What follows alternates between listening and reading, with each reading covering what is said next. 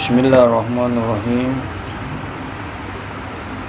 Allahumma shalli ala Muhammad wa ali Muhammad. Assalamualaikum warahmatullahi wabarakatuh.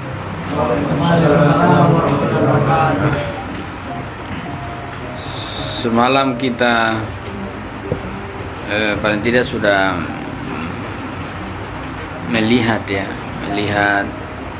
yang dimaksud dengan konsep-konsep universal yang dia mewadahi pada, artinya dia banyak objek dari konsepsi dia tentang sebuah konsepsi dalam pikiran itu bisa diafirmasi, dimisdaki itu pada banyak objek, mahia, logika misalnya, kemudian filsafat itu juga kan kita tidak melihat satu, dia selalu berbentuk banyak dalam keterlingkupannya dalam realitas. Dari tugas teman-teman ada beberapa hal yang perlu diperhatikan. Ini kita bicara dalam tataran konsepsi ya. Jadi jangan dimaknai dalam bentuk-bentuk praktis. Jadi kita bicara konsep yang kemudian diafirmasi ya. Jadi kalau konsep itu memang, kalau kita bicara manusia itu memang dia lihat dari karakteristik kemanusiaannya. Kalau kita mau misdaki, dia melihat dari eksistensi manusianya. Ada orang mengatakan konsep manusia ya, kalau manusia itu hewan berakal, maka dalam afirmasinya dia tidak terkait dengan praktis apapun. Apakah dia terkait dengan tujuan sesuatu? Tidak. Misalnya HP itu alat komunikasi, dia tidak berkaitan dengan dia tidak berkaitan dengan makna lain selain makna konsep itu. Makanya dalam konsep ini perlu, karena nanti kalau dimadai dalam hal praktis sebentar nanti takutnya diletakkan sebagai sebuah nanti kritik-kritik dalam dunia nominalisme berlaku. Misalnya konsep yang manusia A, B, C itu kalau tidak diletakkan konsep yang diambil afirmasi, itu nanti dibilang hanya satu kata banyak objek kan. Makanya dalam konsep itu yang diafirmasi adalah konsepnya, bukan katanya. Kata manusia kan punya konsep kan. Kata manusia konsepnya apa? Konsepnya kan hewan berakal, kata Aristoteles. Bukan kata Mutahari, hewan berakal dan beragama. Tapi kita paling pakai yang familiar adalah hewan berakal. Ini konsep hewan berakal itu yang kemudian diafirmasi, bukan manusianya. Bukan, contoh misalnya manusia ya, bukan manusia ini yang kemudian ini ada perantara husuli kan, husuli. Jadi kalau kita manusia adalah hewan berakal itu yang dimainkan dalam sebuah afirmasi yang banyak itu loh. Begitu. Jadi hati-hati diletakkan dalam afirmasi kata ya. Nanti kita terjebak di kata, sebentar nominalisme mengatakan kata. Nah, itu kan nanti kita terjebak. Jadi itu yang teman-teman perlu perhatikan. Yang lain sudah alhamdulillah, tapi usahakan serius menganalisis ya. Serius menganalisis. Artinya kalau saya mengatakan bahwa tugasnya itu teman-teman, saya diantara tiga konsep itu, jangan ulangi konsep itu, diterapkan konsep itu. Saya tidak suruh mengulang konsep, saya suruh menerapkan supaya saya tahu di mana yang celah, atau siapa tahu teman-teman punya analisa ada yang baru kan saya bisa dapat. Kalau hanya mengulangi kan bagus juga, tapi yang lebih bagus kalau ada hal yang baru. Tapi namanya proses begini. Tapi saya ingatkan. Jadi itu perhatikan ya, perhatikan. Kok ini konsepnya bukan kata yang kemudian kita mau cari objek-objeknya. Konsep yang kita mau afirmasi dalam realitas. Bukan kata yang kemudian dibuat-buat aja. Karena kalau kata itu bisa diterapkan pada objek yang berbeda, tergantung kesepakatan. Tapi kalau konsep tidak bisa ada kesepakatan, karena dia adalah sebuah proses nalar yang dalam afirmasinya juga tidak bisa kesepakatan, karena kan dia berkaitan dengan apa? Sebuah karakteristik konsep itu. Kalau kita bilang manusia adalah hewan berakal, pasti dicari dalam identitas akalnya kan? Tidak mungkin orang cari ini juga batu hewan berakal, oh ini batu manusia. Jadi kita bisa mengatakan bahwa mungkin objek berbeda, nama sama, tapi konsep yang itu yang berbeda. Itu yang perlu hati-hati. Yang kita mau letakkan adalah konsep. Jadi maupun katanya beda, katanya sama, jangan terpengaruh dengan itu. Yang kita mau afirmasikan konsep, bukan afirmasi nama kan? Afirmasi. Kalau orang mengatakan Tuhan itu kan sama saja, namanya yang berbeda, berarti konsep itu. Konsep. Nah, tinggal uji saja konsepnya. Nama terserah mau tuyul, tutul, apalagi titil, begitu terserah ya. Tapi kita melihat, perhatikan konsep dalam dunia epistemologi begitu. Epistemologi itu kata itu kan manusia, realitas. Ini dalam dunia irfani itu terbalik, konsep maksudnya itu ada kata, dia balik lagi. Tapi kita masih di sini saja. Konsep kita ini bernalar. Artinya bahwa kita sudah, kenyataan kita sudah ada kata, ya? Kata. Masalah kita berhadapan dengan kata-kata kan? Itu yang kita konsepsikan. Kira-kira begitu ya. Jadi konsep mahia kita bisa batalkan lebih sederhana. Mahia ini kan batasan, konsep yang kita dapatkan melalui hubungan-hubungan yang di realitas seketika tidak mungkin seketika kita ini dalam tataran-tataran mahia, tapi seringkali dalam tingkatan-tingkatan orang tertentu filsafat juga menjadi seketika. Seketika. Tapi kita kalau di tingkatan kita ya sulit itu filsafat.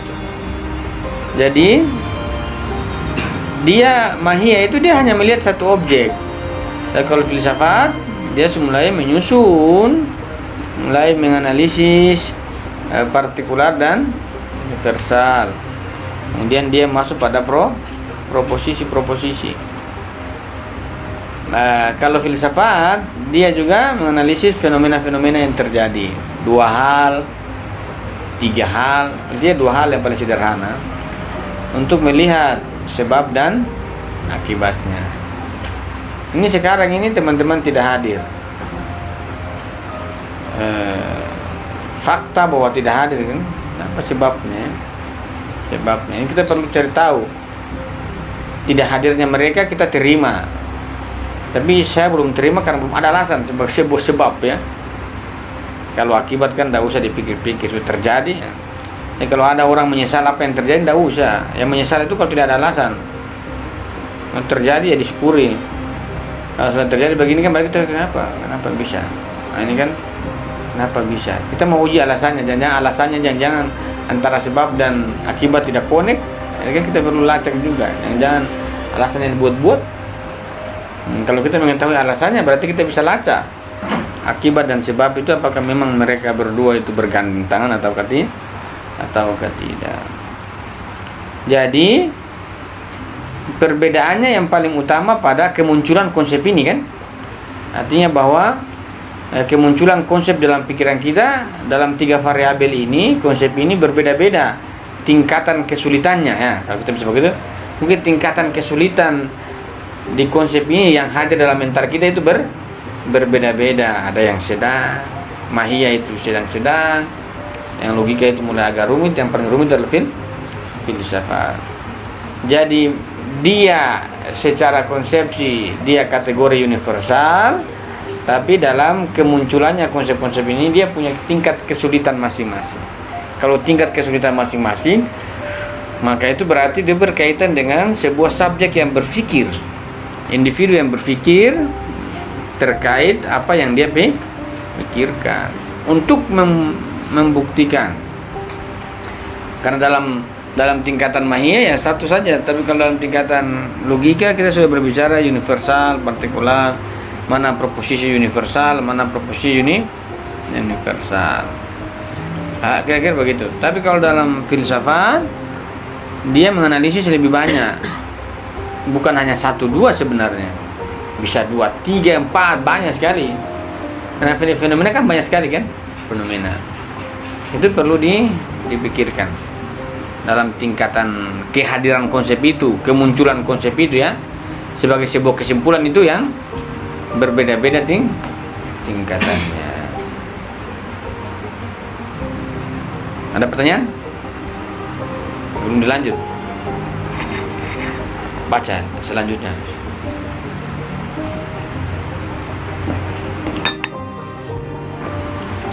Ciri khas konsep. Ini kita mau melihat ciri khasnya. Kalau semalam itu kan perbedaan atau konsep-konsep itu kegunaannya, perbedaannya. Sekarang kita mau ciri khas mereka. Iya, baca. Jangan dibaca, dilihat. Yang pertama, ciri khas konsep-konsep logika ialah sifatnya yang hanya bisa diterapkan pada kumpulan konsep dan bentuk dalam pikiran. Karenanya mereka dapat dengan mudah dimengerti. Seluruh konsep dasar logika termasuk dalam kelompok ini. Iya. Partikular. Itu ada 3 itu ya. Contohnya. Juga nanti universal itu ada. Ini begitu. Pertama konsep logika. Ciri khasnya ini ciri karakteristik ya. Sifatnya hanya bisa diterapkan pada kumpulan konsep dan bentuk dalam pikiran. Karena mereka dapat dengan mudah dimengerti seluruh konsep dasar ya. Jadi kita tidak perlu memahami realitas logika ini. Kita hanya perlu memahami ide. Saya masuk. Karena dia adalah ciri khas yang sifatnya hanya bisa diterapkan pada kumpulan konsep dan bentuk dalam pikiran. Dikatakan bahwa mudah karena kumpulan-kumpulan konsep itu kita sadari ada di pikiran kita. Kalau saya mengatakan gelas, saya tidak perlu membongkar ini gelas secara detail, secara ilmiah. Cukup saja saya mereka-reka di pikiran saya tentang gambaran itu. Gambar gelas ya. Gelas ya. Jadi diterapkan pada dia mengatakan konsep logika adalah sifat yang hanya bisa diterapkan pada kumpulan konsep dalam pikiran. Apa yang diterapkan? Ya? Bahwa ada konsep-konsep di pikiran, iya. Kemudian dia mengatakan bahwa penerapannya itu hanya pada konsep di pikiran. Lantas apa yang diterapkan di situ? Kan begitu kan? Kalau kita mengatakan bahwa konsep mahiyah kemarin adalah konsep yang bisa diterapkan di luar ya. Konsep manusia saya terapkan pada A, B dan C misalnya. Tapi kalau konsep manusia di pikiran dalam konsep logika diterapkan pada konsep itu di pikiran, maka lantas apa yang diterapkan pada pikiran itu? Kalau saya mengatakan buku mahiyah ya, kalau saya bilang buku begini mahiyah ini langsung ya. Kecuali saya bilang sebab akibat berarti teman-teman tarik di filsafati. Saya mengatakan buku ini kalau saya mengatakan ini buku itu disebut dengan penerapan mahiyah di luar.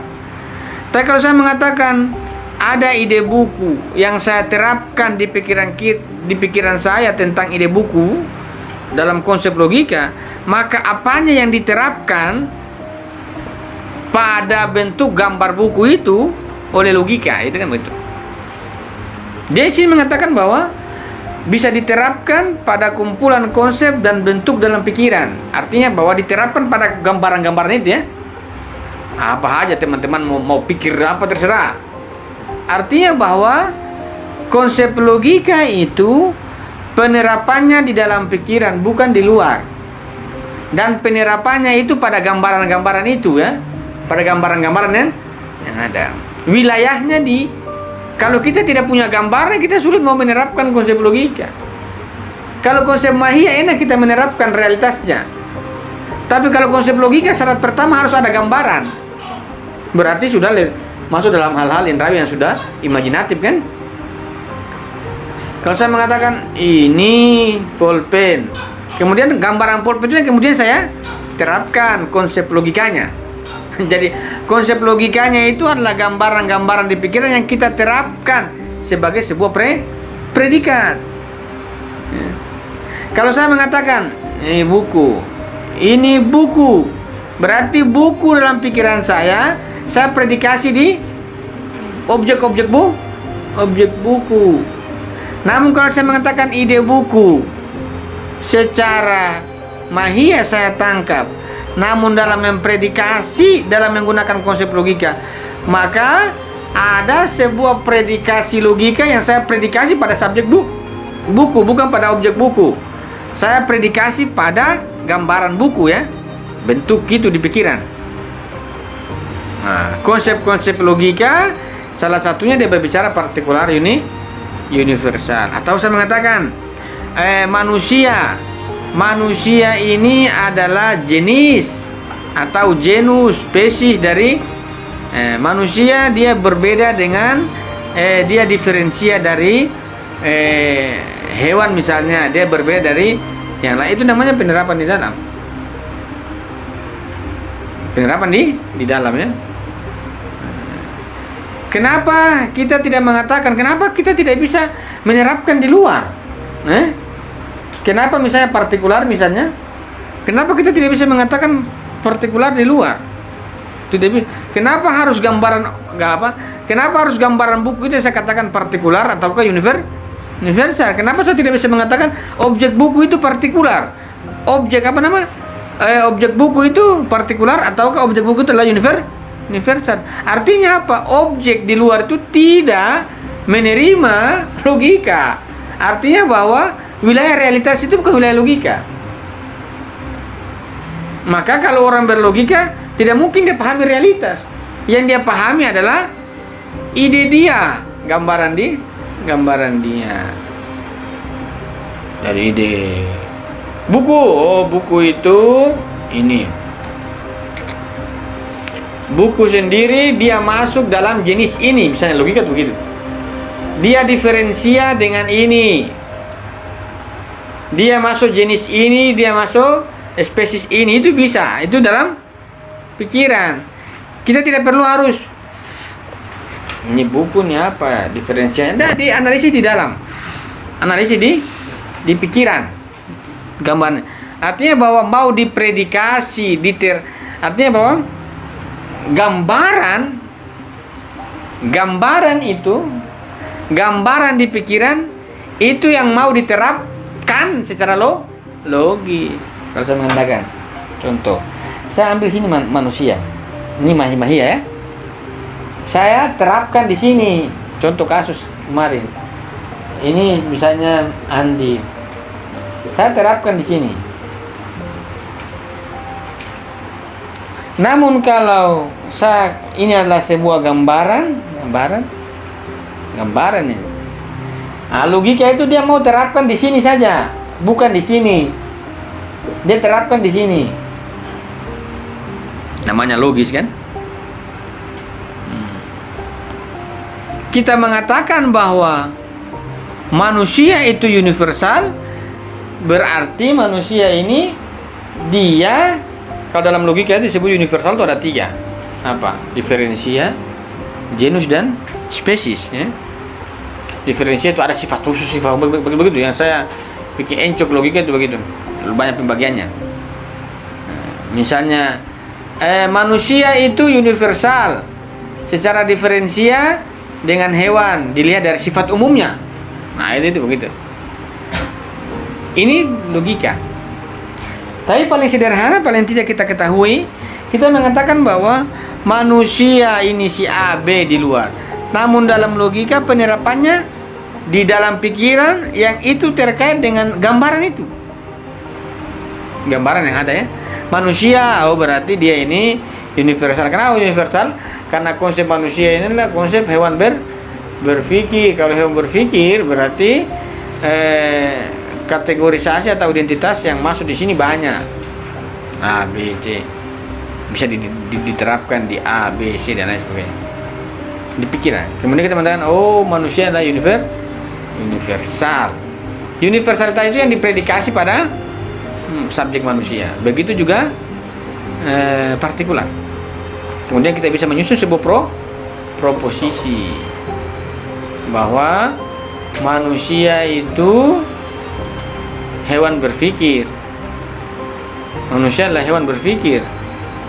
Tapi kalau proposisi mahia, Andi itu manusia, bukan Andi itu manusia berpikir. Andi itu manusia. Kalau dalam logika manusia itu apa? Manusia adalah hewan berpikir. Namun dalam mahia manusia itu Andi adalah manusia. Buku ini di pikiran saya apa? Dia adalah setumpukan kertas-kertas yang dijilid. Namun ini, oh ini buku gambar, ini buku catatan. Namun dalam logikanya, buku ini adalah universal.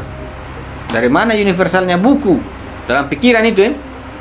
Kalau saya mengatakan begini, manusia itu universal, cuma iya, karena saya bisa menerapkan dan terbukti kan dia melihat banyak buku kan, A, B, C.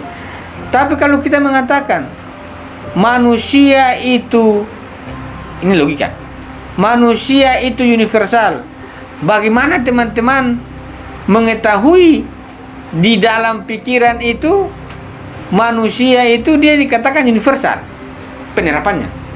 Kalau saya mengatakan HP, maka saya mengatakan HP B, C, D ya. Ini disebut mahia. Tapi kalau ide HP, saya mengatakan ide HP saya itu adalah disebut dengan universal. Di manakah universal HP dalam pikiran? Pikiran mana deh? Kalau saya mengatakan mahia HP ya. HP A, HP B, HP C. Universal ya. Namun kalau ada ide HP yang saya terapkan konsep logika saja di pikiran saya, maka di manakah letak universalnya dia? Maka sebagaimana kemarin saya katakan, peletakan universalitasnya dalam logika itu pasti kan dia mengatakan dalam proposisi setiap manusia berakal, kan begitu kan? Dia mengatakan begitu. Tapi kalau di luar, oh ini manusia HP Samsung itu HP ya. Samsung itu adalah HP kan, apalagi Vivo itu adalah HP. Tapi kalau di pikiran saya HP itu adalah universal. Lantas bagaimana kita katakan bahwa HP itu universal secara logika? Bagaimana? Kita mau mengatakan dia bisa diterapkan pada banyak objek. Yang diterapkan pada banyak objek itu pasti mahia. Kan? Mahia A, B, C kan? Tapi kalau ada ide manusia di pikiran teman-teman secara logika, teman-teman ketahui dia universal dari mana untuk mengatakan bahwa dia universal itu? Kalau manusia A, B, C ya. Ini saya tunjuk ya. Tapi kalau universal dalam logika, manusia sebagai sebuah predikasi universal, coba teman-teman tunjuk. Sulit ya, sulit. Karena ketika saya mengatakan si A itu pasti dia sudah bentuk persepsi partikular kan? Kalau saya mengatakan si A itu kan persepsi partikular. Yang sekarang kita masukkan adalah ruang-ruang persepsi universal. Kalau saya mengatakan bahwa HP Samsung HP, Vivo HP, si ini HP. Ah, ini namanya mahia kan? HP yang saya predikasi di subjek yang banyak ini kan? Namun kalau logika itu penerapannya pada bentuk gambaran, HP, lantas di manakah universal HP dalam logika? Jangan dalam mahia. Kalau mahia enak, dalam logika. Bagaimana teman-teman berpikir?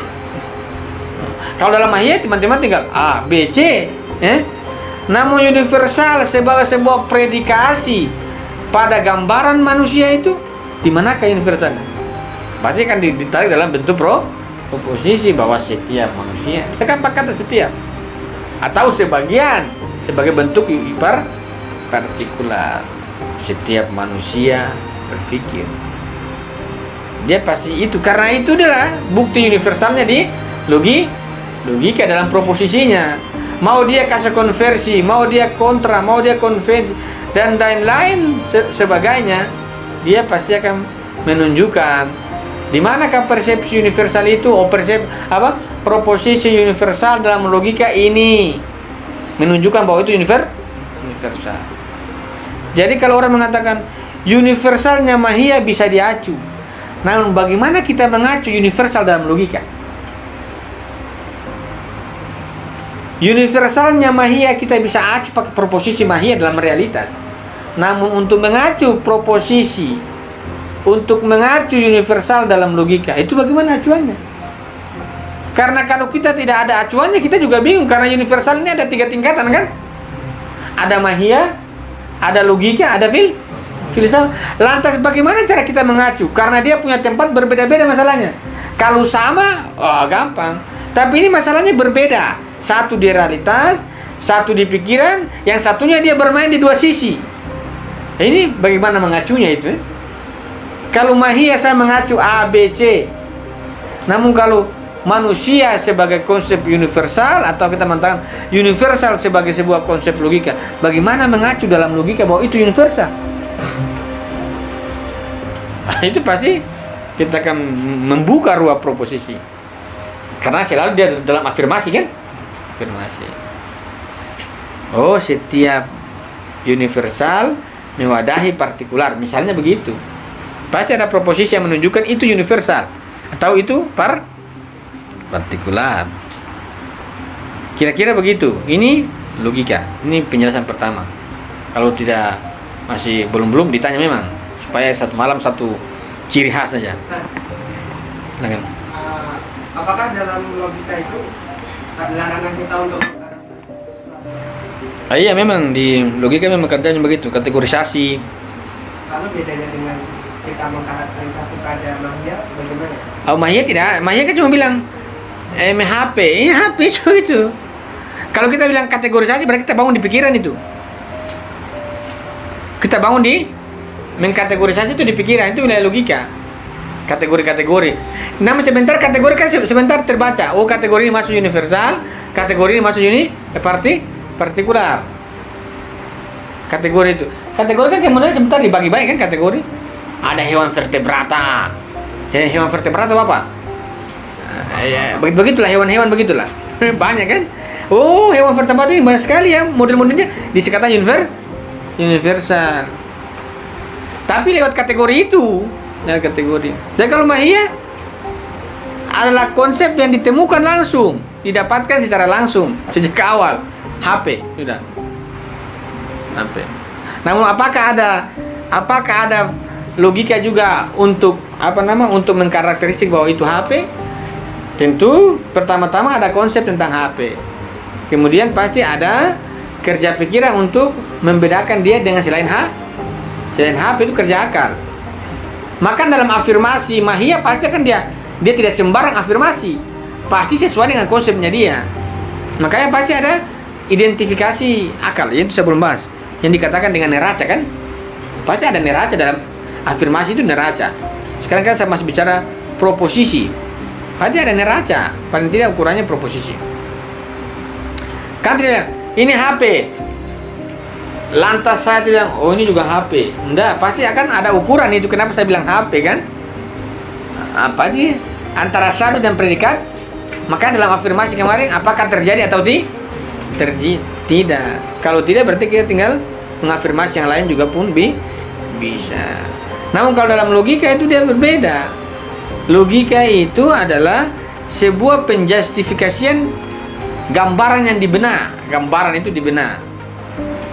Kita mau mempredikasi, mau menerapkan konsep logika itu pada gambaran di pikiran. Perhatikan, kita mau mempredikasi, menerapkan konsep logika pada gambaran yang ada di pikiran, ya. Tapi kalau mahiyah, kita mau menerapkan konsep di kenyataan. Bisa kan penerapannya? Manusia sebagai mahiyah diterapkan di sini. Tapi kalau kita mau dalam konsep logika, ini manusia ini yang mau diterapkan konsep logikanya. Jadi dia terapkan di sini, ya, bukan diterapkan di.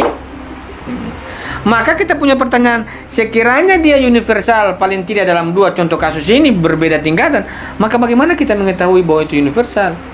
Itu tidak. Secara mahiyah kita bisa ketahui bahwa dia melingkupi objek-objek. Namun secara pikiran, bagaimana kita mengetahui bahwa logika universalnya, logika yang diterapkan di dalam itu bagaimana acuannya universalnya? Kan begitu, apa acuannya? Apa acuannya? Jenis kah? Jenis juga banyak. Nah, akhirnya begitu. Baik, acuannya pasti karena dalam menerapkan ini pasti bentuknya dalil-dalil proposisi, kan? Maka pada di mana letak dalil proposisi itu sebagai universal dalam logika? Karena mengotak-atik, mengkarakteristika, membongkar-bongkar itu juga kerja akal. Akal yang memberikan kan sumbangsi, sumber pada logika kan, kemudian dia bisa mengurai, kan? Bisa mengurai. Kalau tidak bisa bekerja itu logika. Sebagaimana pembahasan awal, bagaimana hubungan antara filsafat dan logika dan epistemologi. Ini sebisa konsep, ya. Karena dia mengatakan hanya bisa diterapkan pada kumpulan konsep dan bentuk dalam pikir. Diterapkan di pikiran, tidak usah diterapkan. Ini universal, tidak usah. Tidak bisa diterapkan. Jadi jangan berani berkata, tanda kutip ini. Jangan kita mengatakan, oh itu universal, tapi universal yang di luar pasti bukan universal dalam logika. Pasti dia pakai universal yang lain. Apakah mahiyah atau falsafi? Nah, kira-kira begitu. Ada lagi? Kalau tidak lanjut. Ini logika, ya.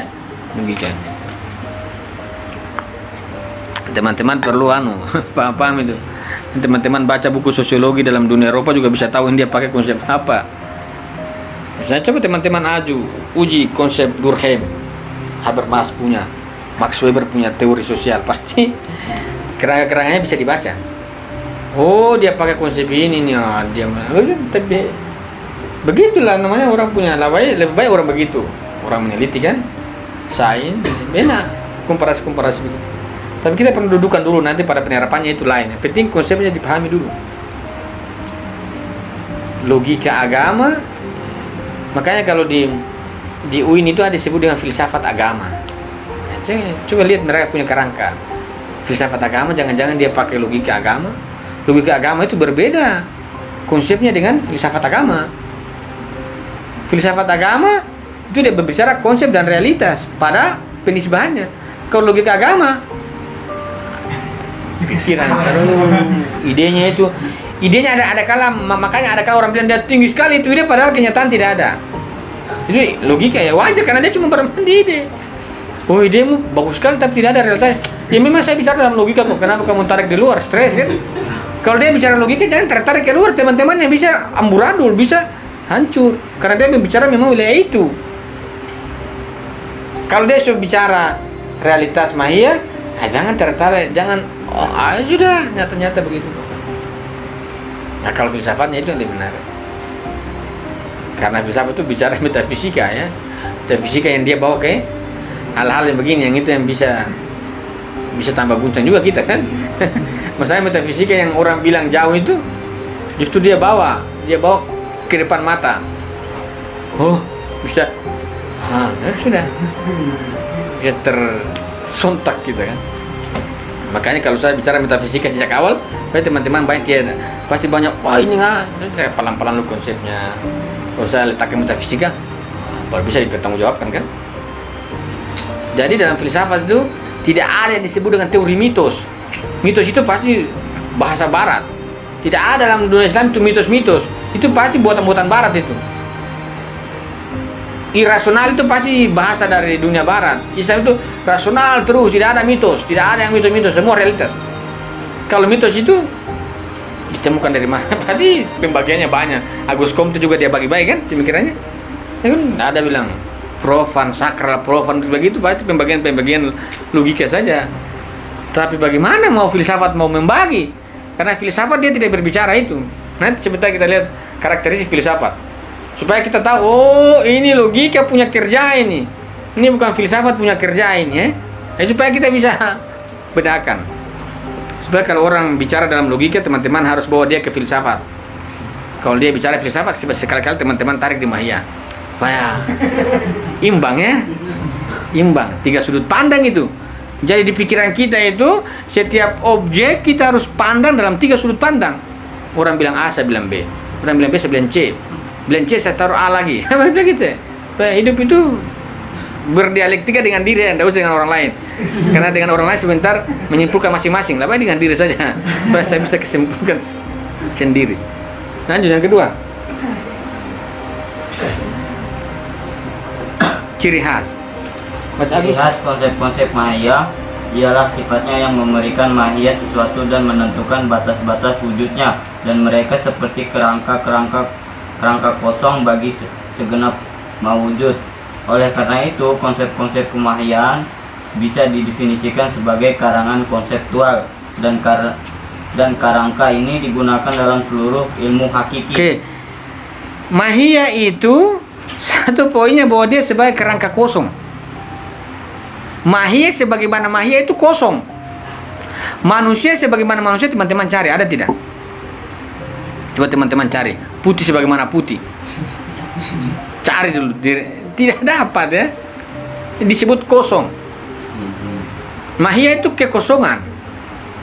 Makanya dia harus dipredikasi di luar supaya dia menemukan batasannya. Jadi kalau kita bilang manusia sebagai manusia, enggak. Manusia sebagai contoh mengatakan bahwa sifatnya yang memberikan mahiyah sesuatu, menentukan batas-batas wujudnya. Manusia A itu dia terbatas, terbatas dengan yang lain. Batasan. Mahiyah itu membatasi. Kalau saya mengatakan HP ini terbatas, membatasi pada HP, tidak bisa pada buku kan? Nah, berarti apa? Mahiyah tidak menganjurkan mahiyah pada penerapannya di realitas dia membatasi yang menjadi yang menjadi sebuah objek yang sesuai dengan konsep dia. Kalau saya mengatakan ini HP, Samsung adalah HP, maka dengan sendirinya Samsung itu terbatas dengan selain dirinya. Nah, tapi kalau saya bilang HP yang saya tidak predikasi di luar, maka mahiyah di pikiran kosong, tidak bermakna. Disebut dengan apa? Maujud lata maujud. Begitu bahasa Arabnya. Ada namun tidak ada ya. Nah, begitu. Ini mahiyah. Maka kalau dia bentuk mahiyah, maka menjadi sebuah keharusan, harus dia predikasi di luar. Artinya mau tidak mau, suka tidak suka harus dipredikasi di luar. Karena kalau tidak, dia kosong. Buat apa teman-teman simpan konsep yang kosong itu ya? Kalau logika kan di dalam saja, dia di dalam. Tapi kalau mahiyah kosong, dia harus diterapkan di luar. Mengatakan bahwa memberikan mahiyah sesuatu dan menentukan batas-batas wujudnya, dan mereka seperti kerangka-kerangka kosong bagi segenap maujud. Oleh karena itu konsep-konsep mahiyah bisa didefinisikan sebagai kerangka-kerangka konseptual, yang memberikan batasan. Jadi kalau orang bilang dia memberikan batasan pada wujud, itu berarti itu kerangka mahiyah itu. Kalau orang mengatakan konsep itu kan membatasi realitas, itu berarti dia menggunakan konsep mahia. Manusia adalah hewan berpikir. Kan hanya manusia saja. Saya tidak bisa menggunakan saya tidak bisa mengatakan bahwa buku itu hewan berpikir, kan? Artinya bahwa manusia adalah hewan berpikir. Ini adalah batasan wujud manusia dengan wujud selain manusia. Maka sudah pasti berbeda itu yang disebut dengan konsep manusia dalam konsep mahia akan batasan bagi yang lain. Karena dia adalah sifatnya batasan, kan? Maka kalau saya mengatakan buku adalah sebuah tumpukan kertas yang dijilid, maka dia dengan sendirinya terbedakan dengan HP. Batasan itu dia membatasi. Manusia adalah hewan berpikir. Ini batasan bagi kayu. Batasan bagi kayu tuh. Teman-teman tidak mungkin mengatakan tidak, kayu juga itu. Baik, terbatas. Ini mahia, membatasi wujudnya. Wujud penting karena supaya kita tahu mana manusia mana tidak, kan? Jadi namanya karena membatasi.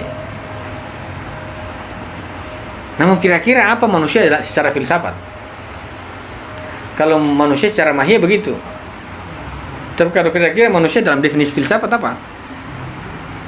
Karena dia bisa diterapkan di seluruh, dan dia bukan terkait dengan fenomena tertentu, dan dia tidak terbatas oleh fenomena tertentu, namun dia bisa diterapkan di seluruh fenomena. Maka sebenarnya manusia dalam definisi filsafat lebih luas daripada mahia. Kan begitu. Manusia adalah hewan berpikir. Ini apa? Ini cuma batasan pada manusia toh. Kemudian dibedakan dalam logika bahwa ini jenisnya, kalau tidak ada hewan maka kalau hilang berpikirannya maka jadi hewan. Iya, tapi dalam posisi hewan adalah berpikir, mau kau lepas hewan atau lepas akal, tetap dua fenomena ini akan berbatasan dengan yang lain, kan? Hewan, artinya kalau kita mengatakan hewan berpikir, artinya bahwa diferensia itu pada manusia itu kan berpikirnya. Tapi kalaupun kita tidak menggunakan itu, maka hewan maupun berpikir ini kan terbedakan dengan batu, kan? Tapi dia akan masuk dalam jenis-jenis hewan dan manusia. Tapi dia akan terbedakan dengan batu dan langit dan air, kan? Ini kan namanya mahia. Mahia begini. Mahia itu begini. Dia menentukan batasan wujudnya, batasan saya ini. Jadi kalau orang bilang kamu makan sedikit, itu dia pakai konsep mahia. Kamu ya. Kalau orang membatasi sebagian itu konsep mahia yang digunakan. Jadi ciri khas konsep mahia adalah sifatnya yang memberikan mahia sesuatu dan menentukan batas-batas wujud, seperti kerangka-kerangka kosong bagi segenap mawujud. Mawujud ini kan ini. Kemudian dia memberikan batasan. Ini kan mawujud. Mawujud. Kemudian mahia memberikan batasan pada wujud itu. Jadi dia memberikan. Jadi dia mengatakan sini bahwa menentukan batas, dan mereka seperti kerangka-kerangka kosong bagi segenap mawujud. Mereka sebagai kerangka-kerangka kosong bagi segenap mawujud. Mahia itu sebagai kerangka kosong bagi segala keberadaan. Maka begini, kalau misalnya yang ada di ide ataupun di pikiran itu buku kuda, berarti dia membatasi di realitas, berarti harus merasionalkannya. Berarti ada buku yang sesuai dari ide itu, batasannya apa bagaimana? Iya, kalau saya bilang buku berarti saya ini buku, kan? Apa konsep buku itu? Jilidan-jilidan kan tersusun. Oh, ini buku. Terbatas itu. Teman-teman bilang, ini buku. Oh, ini buku apa? Ini tidak ada kertas, kayak begitu. Kan buku ya. Berarti kan ini saya bukan letakkan nama ya. Di teman-teman jangan terpengaruh dengan saya bilang buku, kemudian itu yang saya maksud, konsep yang saya letakkan itu. Ini buku, konsep buku kan sudah jilidan yang bertumpuk-tumpuk lah. Dijilid dan rapi dan lain sebagainya. Ini buku. Ini kan ada kertas kan dijilid. Kalau ini buku, nanti teman-teman bisa kabel-kabel di dalam. Maka mahiyah itu dia membatasi wujudnya. Dia membatasi wujudnya. Karena kalau tidak dia sebagai kerangka kosong pada segenap mau wujud yang keberadaan itu. Maka dia membatasi. Artinya bahwa kemahiyaannya dia itu dia temukan dalam batas-batas mewujud itu, dia batasi. Nah, buku pasti dia dengan sendirinya kalau dia membatasi, membangun batasan, dengan sendirinya dia akan terbatas dengan yang lain kan. Kalau dia terbatas dengan yang lain, nah itulah memang mahiyah begitu, batasan-batasan itu. Dia kata putih, tolong ambilkan saya putih dulu. Dia kosong namanya itu kan, itu namanya kerangka kosong itu. Makanya bilang, oh putih ini, itu berarti dia membatasi putih pada itu saja. Nah, saya mau apa namanya, cari jeruk. Coba ambil jeruk dulu. Berarti dia akan ambil jeruk apa, jeruk Cina kah atau jeruk apa? Warna. Coba ambilkan saya warna. Kosong itu. Ini kekosongan itu. Dia harus membatasi di warna apa? A, B, C. Makanya kalau orang sudah coba belikan saya warna, jangan langsung pergi start motor. Warna apa dulu? Oh, warna. Oh iya oke. Saya pergi. Jangan, saya paham warna. Terakhir dia bingung warna apa tadi disuruh. Itu berarti dia membawa kemahian sebelum dibatasi ya. Dibatasi dulu, saya mau warna kuning. Warna kuning di mana? Di baju. Oh, berarti sudah. Ini kira begitu mahiyah. Batasi, dia batasi ya. Batasi. Dia batasi dengan identitasnya dia. Ketiga. Kalau ada pertanyaan lanjut.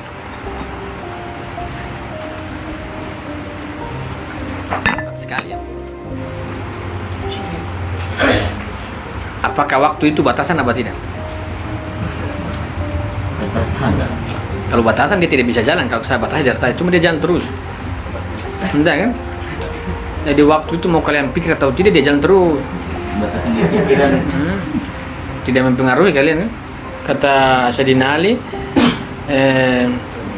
jadikanlah waktu itu sebagai kendaraan. Kendaraan. Apa ini? Jadi sudah, kalau mobil bisa saya berhenti kalau habis bensin. Tapi kalau waktu kapan dia berhenti? Begitu terus mobil yang sepanjang masa kan.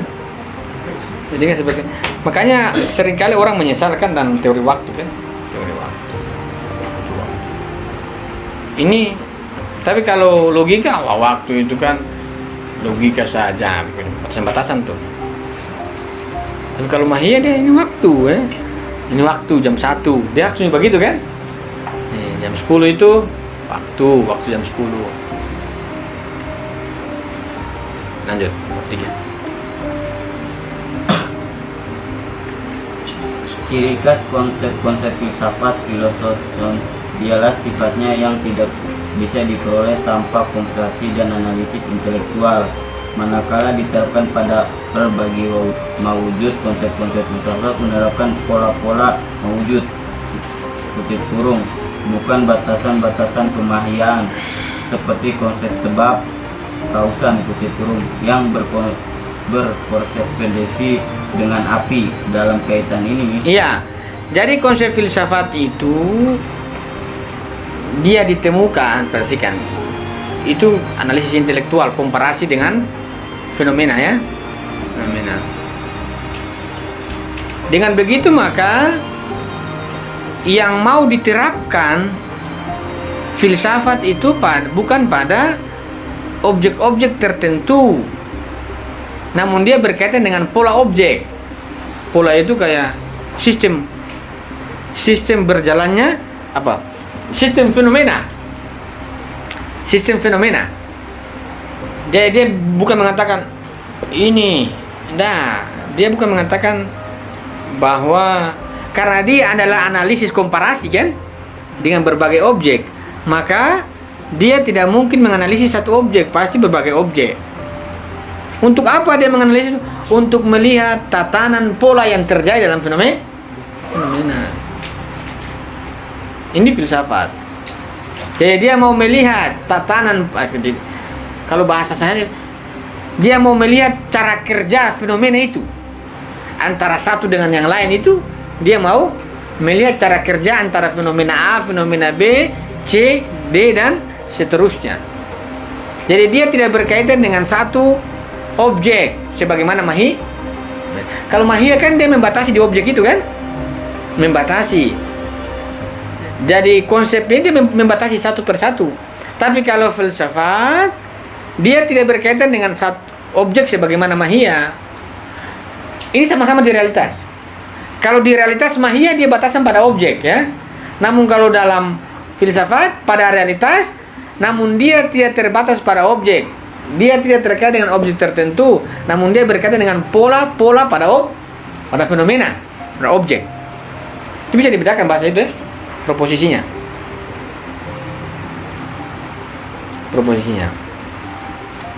Jadi kalau saya mengatakan ini spidol, berarti mahiyah ini, ya. Spidol mahiyah. Tapi kalau filsafat, dia kan menjelaskan fenomena kenapa penutup di sini dengan sini. Oh, ada air kemudian dia menjelaskan pola. Apakah ini menjadi sebab ini atau ini, baik itu kira-kira dianalisis pola yang terjadi, pola-pola yang terjadi dalam fenomena. Penerapannya itu pada fenomena-fenomena yang ada yang berkaitan dengan pola keterjadian fenomena, bukan pada objek tertentu. Ini sama-sama di realitas. Satu, mahiyah berbicara objek khusus lah ya, di realitas tertentu. Namun falsafi dia juga di realitas, namun dia lebih terkait dengan sebuah pola antara fenomena satu dengan fenomena yang lain. Ini makanya kita bisa melihat ini gelas dengan ini. Nah ini kan, kalau saya mengatakan gelas, mahiyah. Kalau saya mengatakan piring, mahiyah. Kalau saya mengatakan ini sebagai sebab dan ini sebagai akibat, ataukah ini sebagai sebab dan ini sebagai akibat, kenapa bisa ini di atas dan kenapa bisa ini di bawah? Kenapa bukan baliknya? Ini analisis, karena analisis intelektual kan dari fenomena, untuk melihat, oh ini sebenarnya menjadi sebab sampai ada ini dipasang. Kalau tidak ada T di dalam gelas, maka kemungkinan besar ini juga tidak dipasang di bawahnya. Ini dipasang di bawahnya mungkin faktornya untuk menahan panasnya ini. Itu kan analisis. Dia melihat fenomena itu ya. Fenomena. Maka sebagaimana saya katakan, tidak semua mewujud di alam itu dia memiliki kausasi antara satu dengan yang lain. Tidak. Dia tidak terkait dengan ini, tapi dia bisa terkait dengan yang lain. Kita duduk di sini, tiba-tiba ada orang jatuh di sana. Ada di panjalan jatuh misalnya. Kemudian kita mengatakan, kita tidak punya sebab, kita tidak terkait. Itu karena kita lihat secara mahiyah. Tapi kalau anda sini mungkin juga kita, karena kita di sini kemudian ada orang tabrakan dan lain sebagainya. Itu makanya perlu pelacakan. Jadi ini bedanya mahiyah sama logika ya. Falsafi ya. Falsafi. Perhatikan itu. Memang sama-sama di realitas, namun bentuk realitasnya itu berbeda. Satu bentuk realitasnya khusus, mahiyah kan, batasan kan. Namun satu ini realitasnya yang dimaksud adalah realitas kerja secara keseluruhan fenomena, sebab akibat. Ini sama-sama realitas ini. Ini gelas, mahiyah. Oh, gelas dan piring. Gelas dan piring. Apa relasinya? Apa kemendasarannya? Nah, itu kemudian dianalisis dua fenomena ini. Karena ini masalahnya fenomena satu, fenomena dua kan? Analisis. Menemukan, oh, ini tuh polanya. Pola ya. Ketiga. Kalau belum tanya. Nanti teman-teman diam-diam, tapi bagus-bagus kalau diam nanti merenung, besok baru ditanya. Bagus? Baca. Dilanjut yang ketiga. Iya. Dalam kaitan ini, kausa tidak menerangkan esensi spesifik. Nomor tapi 4, nomor 4. Ciri khas lain konsep-konsep filsafat ialah bahwa mereka tidak mempunyai konsep-konsep atau ide-ide partikular. Perhatikan. Dia tidak punya ide-ide partikular. Itu yang pertama. Lanjut sebelum saya jelaskan. Sebagai misal, dalam benak kita tidak terdapat konsep partikular yang mengenai kausalitas dan konsep universal mengenai kausalitas. Demikian pula dengan konsep akibat dan seluruh konsep filsafat lainnya. Di sisi lain, semua konsep universal yang mempunyai ide indrawi, hayali dan waham. Partikular adalah konsep-konsep mahian dan bukan merupakan konsep-konsep filsafat. Oke. Dia mengatakan begini. Konsep filsafat ini ciri lain. Tadi yang ciri pertama ya. Ini ciri lainnya. Dia mengatakan bahwa mereka tidak, mereka maksudnya itu filsafat ya, tidak mempunyai konsep atau ide partikular. Apa yang maksudnya ide partikular? Ide partikular itu adalah ide yang dalam 3 apa? Indrawi, imaji. Kalau kita meletakkan misalnya, kalau kita bicara, misalnya ini objek ya, ini indrawi. Kemudian dia naik di imajinasi. Kemudian dia misalnya di waham. Ini kan berkaitan dengan mahia, karena mahia berkaitan langsung. Kalau kita mau menerapkan kausalitas sebagaimana ide partikular, maka pertama-tama harus ada gagasan objek. Ada objek yang dilihat oleh oleh indrawi. Di manakah objek kausalitas itu? Tidak, ya. Maka bagaimana bisa orang mau imajinasikan itu? Tidak kan? Apalagi mau sampai pada tingkatan waham itu, tidak. Maka sangat sulit kita akan mengatakan bahwa kausalitas itu bisa diwahamkan. Dan bagaimana coba teman-teman mewahamkan itu kausalitas? Kalau saya memahamkan yang partikular, kucing saya bilang bidadari, bisa ya? Coba sekarang teman-teman wahamkan itu kausalitas. Coba diwahamkan. Karena ketika teman-teman wahamkan kausalitas, itu pasti akan kausalitas mengkritik bahwa itu sebenarnya bukan dia. Kira-kira begitu. Maka sekali-kali jangan hidup di waham. Sekali-kali naik di filsafat. Biar teman-teman jangan mewahamkan yang kucing jadi bidadari, ganteng-ganteng serigala. Kapan serigala ganteng? Cuma namanya industri musik, industri orang senang kalau begitu. Indonesia senang begitu. Indonesia kalau ganteng-ganteng serigala. Apalagi itu begitu banyak Indonesia itu. Senang yang begitu. Artinya bahwa psikologi warga Indonesia ini lebih suka dibohongi. Dan mereka kalau kita jujur tuh mereka marah. Lebih kita buat begitu. Ganteng-ganteng serigala. Kalau kita bilang kalian ini kapan serigala ganteng? Oh ini mana mulai mengancam keberadaan orang ini. Indonesia ini begini ya. Disebut dengan mitos ini begini mungkin. Indonesia ini kalau kita terlalu jujur salah. Dan mereka film-film Indonesia kan sebenarnya representasi bahwa kadar pengetahuan kita memang dalam waham-wahmiyah. Apakah yang buat film juga sadar? Coba kalau teman-teman analisis film-film Eropa, Superman, kapan ada manusia Superman? Iron Man, ini apa semua ini? Menontonnya berseri-seri. Ini dia nonton ilusi loh. Nonton ilusi. Tidak pernah ada kenyataan begini sampai kapanpun. Sekelas Nabi Muhammad tidak pernah terbang-terbang pakai sayap. Coba bayangkan, asumsi apa yang dia bangun itu? Karena kita tidak punya, sudah. Tiap hari dia download film barat. Iron Man 3, betul bahkan tuh. Apa ini? Kita dibohongi oleh semua pandangan ilusi. Kemudian kita, jadi sebenarnya barat itu apa? Dunia ilusi sebenarnya, dunia fantasi ya, fantasi. Sampai sudah stres terhadap kehidupan, dia buat putaran waktu. Waktu dia tua kemudian dia putar kembali. Ini apa sih? Tidak ada kenyataannya kan? Itu ilusi dia main. Kemudian kita, ya juga ya, aduh, kapan ada dunia begini? Sampai kapan? Tidak ada dunia begitu. Itu kritik filsafat itu. Artinya kenapa bisa begitu? Satu, ada frustasi tentang kematian itu. Tentang kehidupan ini, mau mati dia balik dulu, saya balik dulu, bahaya nih. Balik.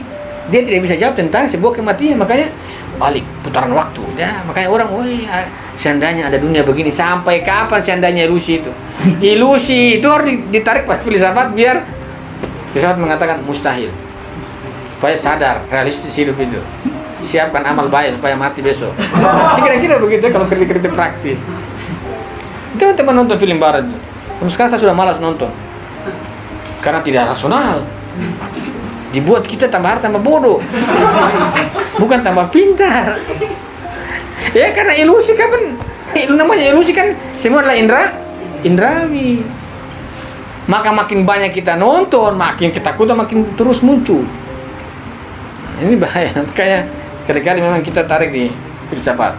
Filsafat itu begini, konsepnya begini. Dia tidak punya ide partikular. Karena ide partikular itu dia harus mulai dari persepsi indrawi yang melihat objek. Nama kausalitas tidak begitu kan? Kalau kita tidak melihat begitu, kalau kita tidak bisa melihat objek itu, maka tidak mungkin muncul imajinasi. Maka tidak mungkin juga muncul wahmiyah. Kalau dia tidak mungkin muncul wahmiyah, maka ruang filsafat itu dia terlepas dari unsur-unsur itu, manipulatif itu. Wahmiyah manipulatif, imajinasi juga masih berkaitan dengan hal-hal indrawi partikular kan. Namun kalau dia terlepas dari unsur ide indrawi, maka dengan begitu maka dia terlepas dari semua intervensi itu. Maka dia adalah sesuatu yang mandiri. Ini filsafat. Filsafat begini, bahwa dia tidak punya ide partikular. Yang selanjutnya bahwa mengenai kausalitas, konsep universal mengenai kausalitas tidak punya konsep atau ide partikular. Misal dalam benak kita tidak terdapat konsep partikular mengenai kausalitas dan konsep universal mengenai kausalitas. Perhatikan ini filsafat. Dia tidak punya ide partikular dan dia juga tidak punya ide universal. Ini lantas yang dimaksud dengan universal filsafat itu apa? Pasti berbeda kata universalnya kan? Dia tidak punya ide partikular dan dia juga tidak punya ide konsep universal. Ini filsafat ya. Dia di luar itu. Apa? Kita mau mengatakan kalau universal itu apa? Dia apa ide universal kemarin? Konsep universalnya apa? Mewadahi banyak objek. Banyak objek. Universal dia tidak mewadahi objek. Kan? Apa nama? Filsafat itu dia tidak mewadahi objek. Dengan begitu maka dia keluar dari konsep universal. Ini konsep universalnya filsafat begitu. Kalau konsep filsafat yang kemarin bahwa dia adalah konsep universal adalah sebuah gagasan pikiran yang mewadahi banyak objek. Perhatikan banyak objek. Namun filsafat, konsep filsafat dia tidak mewadahi banyak objek, bahkan dia mewadahi seluruh objek. Banyak objek itu berarti kalau banyak itu berarti ada yang sedikit lawannya.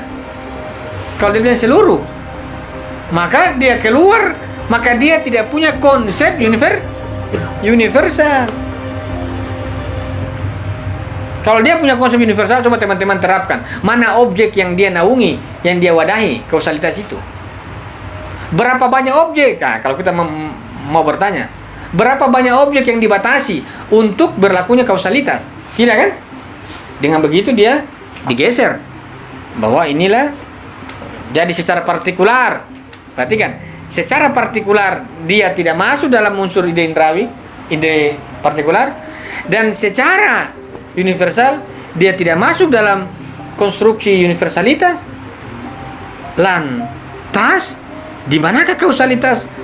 Di manakah konsep filsafat itu? Nah, dia memang dia terbebas di mana-mana nih. Yang apa nama? Filsafat ini.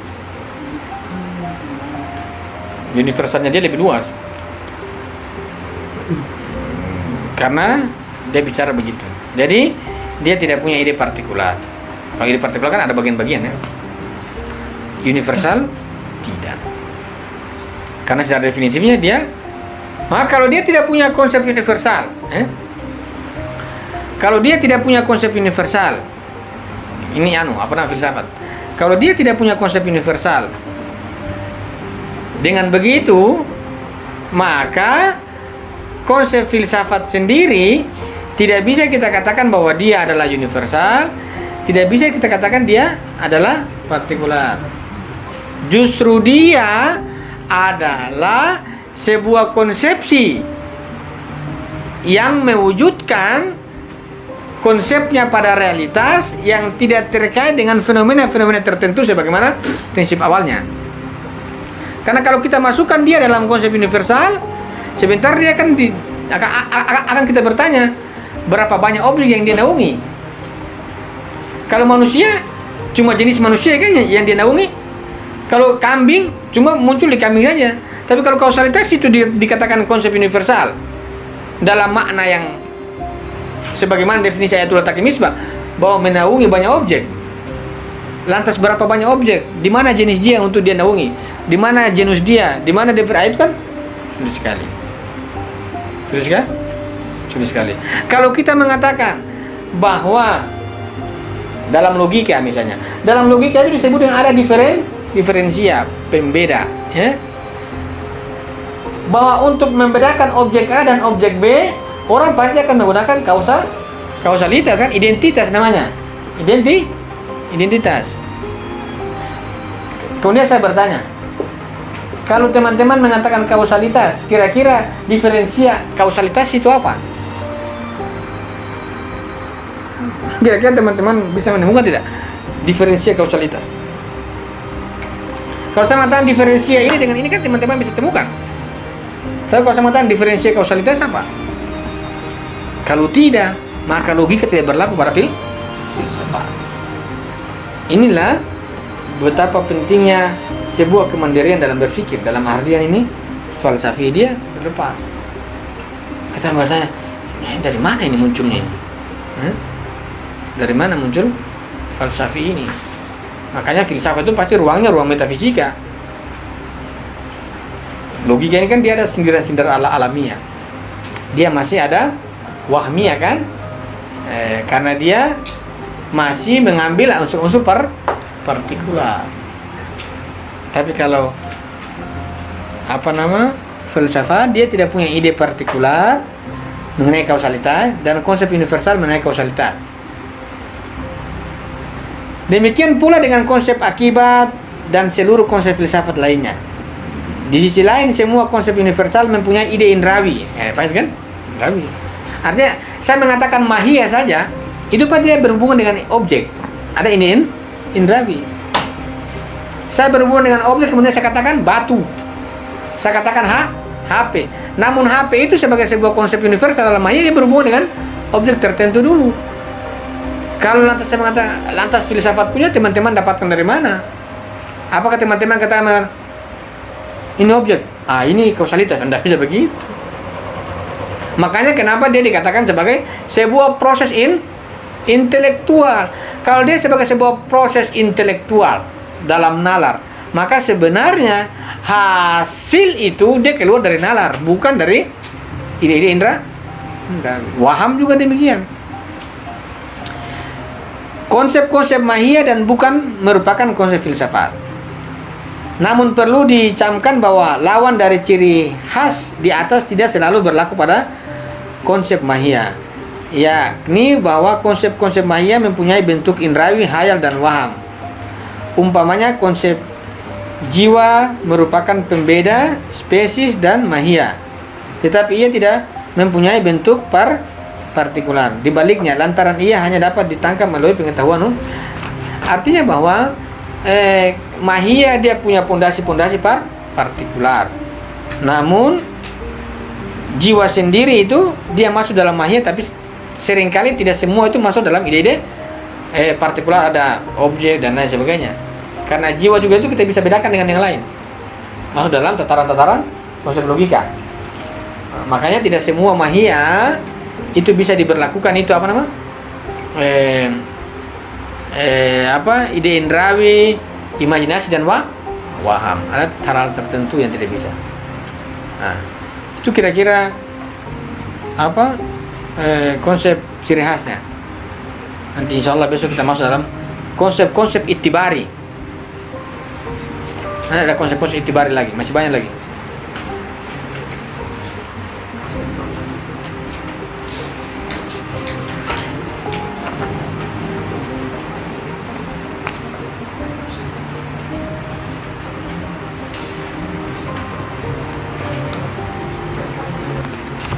Kira betul ada pertanyaan?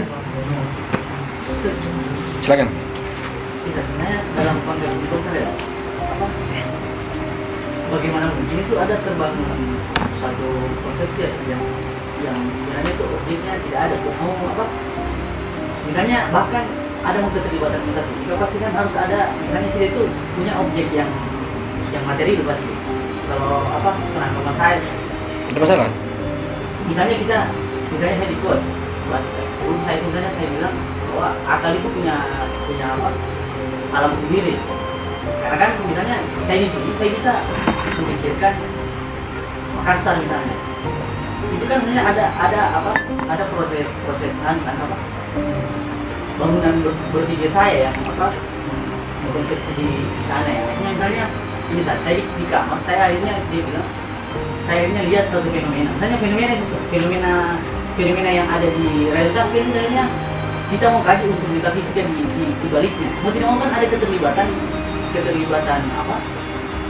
fenomena yang terjadi di realitas misalnya. Iya. Misalnya saya di kos, saya mikir ada fenomena Rosenthal di mana ada orang-orang yang di Sulawesi Tenggara jauh-jauh ke Jogja.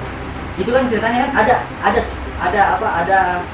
ada dorongan metafisika dari orang-orang yang berangkat dari Sulawesi Tenggara ke Jogja. Dan misalnya ada yang tahu Rosenthal di Jogja, tapi dia itu nggak berangkat ke sini. Kan itu ada pasti ada dorongan metafisika kan di baliknya. Nah, kira-kira yang saya bingungkan misalnya seperti tadi ada konsep di mana di dalamnya itu non partikular bahkan non universal gitu. Itu filsafat begitu. Kalau ide partikular ada objek, kan? Ide universal banyak objek kan? Acuannya. Kalau salah satunya misalnya, kalau ide kausalitas misalnya, kira-kira objeknya ada berapa? Semua bisa.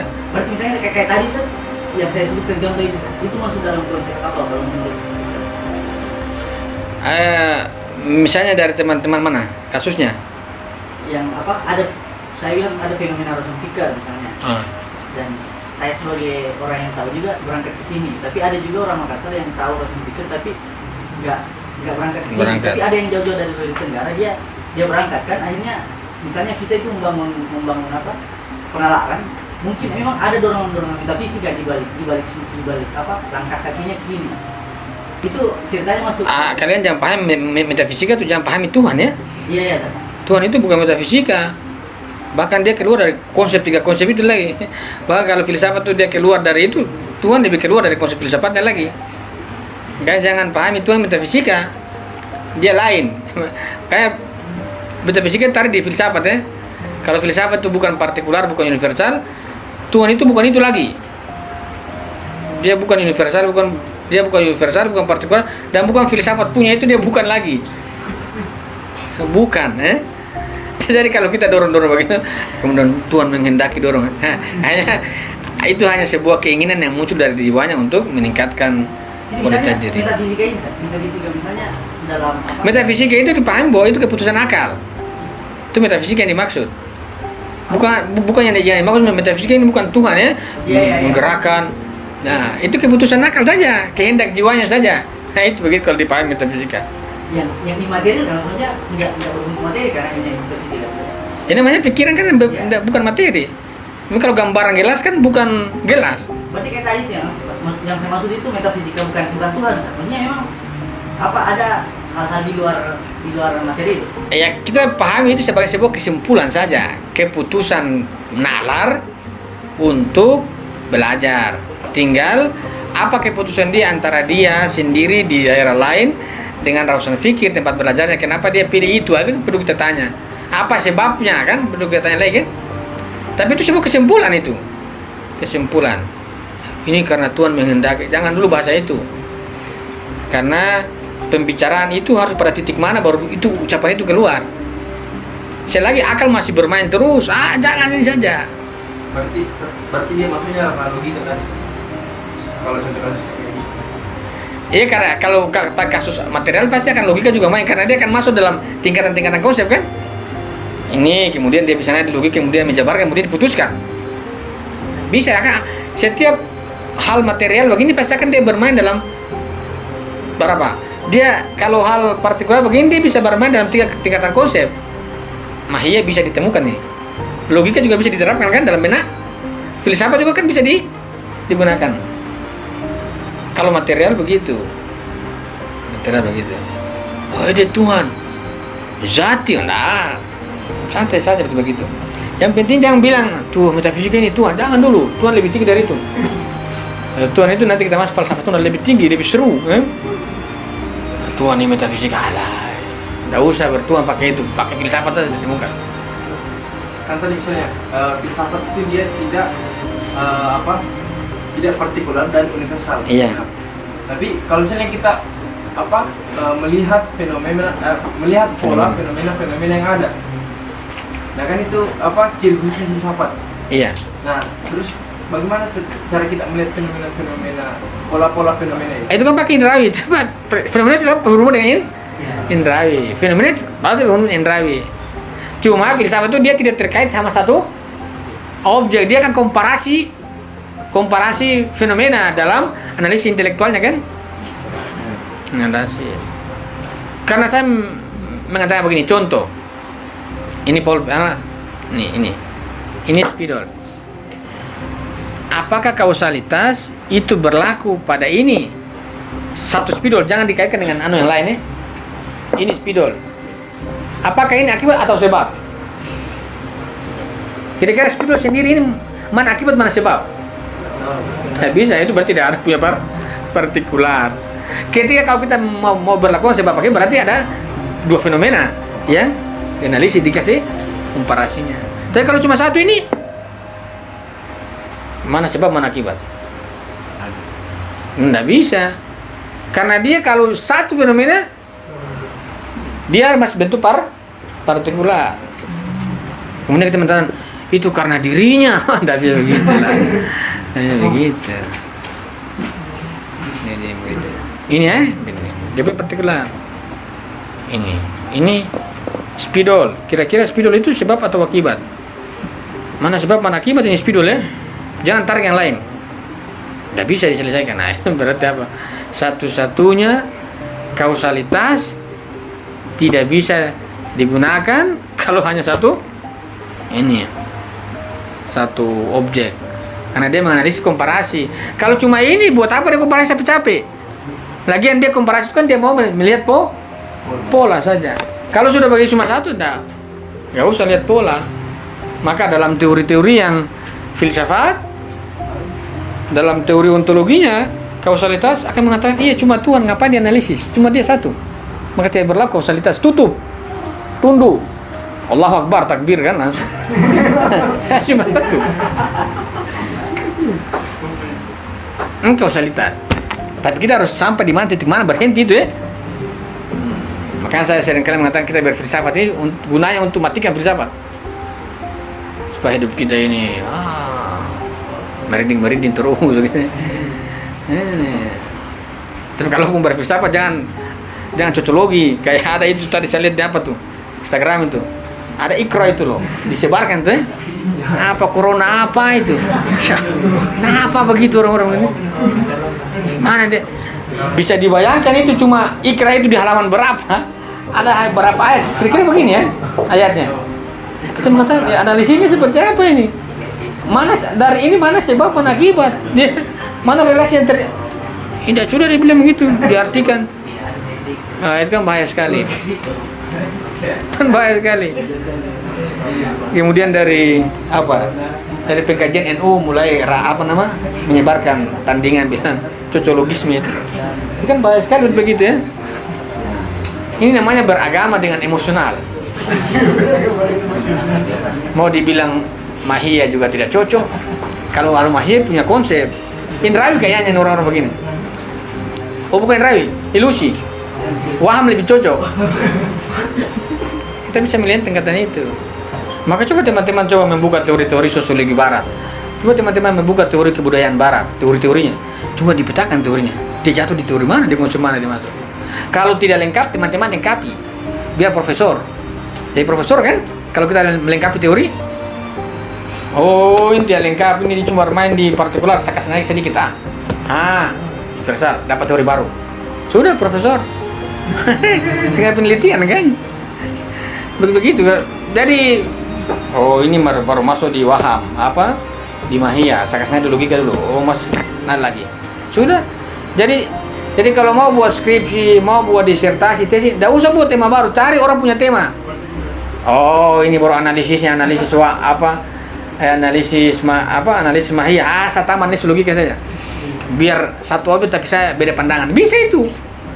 Daripada kita penelitian kasih keluar duit lagi. Banyak duit kan keluar kalau penelitian, pakai itu saja selesai. Nah, sama-sama presentasi beda. Kan begitu ya. Capek-capek. Artinya kalau bahasa sengajanya, kalau kampus mau buat kita miskin, kita buat bagaimana kamu jadi miskin dengan analisis saja begitu. Nah, keluar makin terakhir kan makin duit banyak keluar ya. Karena kayaknya pakai analisis begini supaya tidak banyak keluar duit. Cukup kita ke kampus dan minta izin mau analisis ini yang baru. Sudah dengan data yang sama. Tapi kesimpulannya berbeda. Masalahnya ini orang analisis masa di Waham. Di Mahia saya sengaja di logika sama filsafat. Jadi pasti berbeda. Pendapat baru, iya baru. Padahal ini cuma begitu ya. Jangan terlalu banyak-banyak duit kita buang-buang nih. Kira-kira begitu. Di konsep-konsep begitu perlu diperhatikan itu. Ya memang di barat itu memang di filsafat. Ya, sangat berat sekali. Sama logika itu sangat berat. Kalau Waham itu kan sepertinya kita sudah dengan pengalaman kehidupan ya. A, B, C kan. Ya kalau hanya satu fenomena enak, Mahianya enak. Tapi kalau sudah masuk pada wilayah filsafat, karena dia melihat dia melihat semua fenomena. Maka menjadi lucu orang mengatakan bahwa alam ini dia punya sebab, yaitu Tuhan. Dari mana? Dari mana kesimpulannya? Berapa fenomena yang dia lihat? Cuma semut saja. Masih ada fenomena kambing. Masih ada fenomena A, B, C. Itu sebenarnya dia harus lihat keseluruhannya baru. Ada. Baru dia menuliskan. Tapi ketika dia bilang ada, dia harus buktikan di realitas sebagai sebuah predikasi. Karena kalau tidak masuk di logika. Berarti kalau logika itu dia masih melewati Indrawi tadi. Oh iya dia masih. Karena misalnya contoh misalnya di sini objek batu misalnya, kan nanti dapat batu sebagai Mahia kan. Kemudian sebentar ini kan nanti dianalisa logika kan, logika membombardir yang ini. Berarti masih ada logika itu masih berlanjut dalam Indrawi sama Mahia itu masih dapat. Artinya bahwa unsur-unsur yang dia dapat itu masih ada sumbangsi Indrawi dan dia masih terbatas, masih terkait objek-objek tertentu, universal tapi terkait dengan objek-objek tertentu. Nah kalau kita mengatakan manusia itu universal, karena hanya manusia saja. Manusia itu partikular, hanya partikular saja. Begitu juga dengan yang lainnya.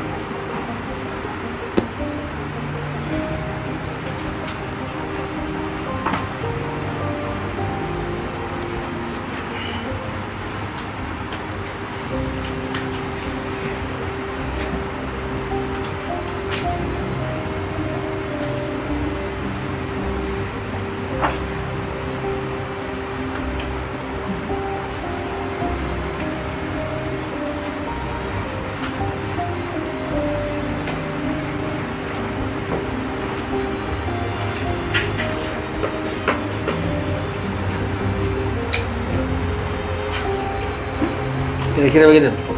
Ada? Ini masih filsafat ya. Namanya teman-teman bertahan, karena kita masih punya waktu 3-4 bulan. Masih ada teori ontologinya. Jadi kita jadi filosof dulu. Filosof dulu ya. Nanti malam kita masuk di konsep-konsep itibari. Konsep itibari. Ada pertanyaan? Tidak ada. Sekian. Assalamualaikum warahmatullahi wabarakatuh.